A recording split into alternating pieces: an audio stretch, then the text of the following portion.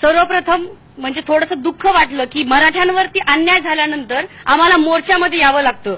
मोर्चा आम्ही या कारणानं काढला, आम्ही याच्यातून थोडंसं पॉझिटिव्ह घेतलं.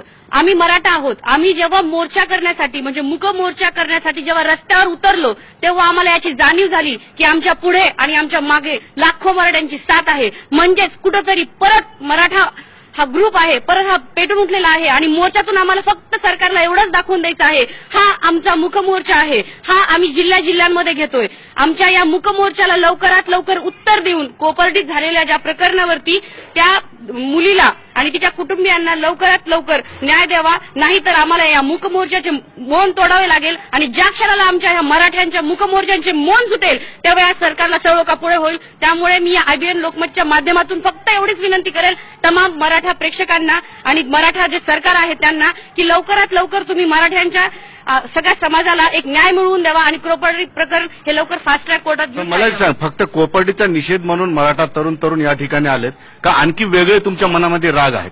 आमच्या मनामध्ये राग असतील छोट्या मोठ्या गोष्टींचे, पण ही एवढी मोठीशी घटना झालेली आहे आणि या घटनेनंतर जर का आमचा मर्द मराठा ग्रुप हा जर का उठून पेटला असेल तर मला नाही वाटत याच्यात काही चुकीचं आहे. आम्हाला म्हणजे याची जाणीव झाली की आमच्यावरती अन्याय झाला आहे आणि आम्ही सर्व एकत्र आलो आणि आमच्या एकत्र येणाऱ्या जर का कुणाला भीती वाटत असेल तर त्यांनी भिवून राहावं, कारण यानंतर मराठ्यांचा ग्रुप हा असाच राहील आणि न्यायासाठी तो झगडत राहील. एकंदरीत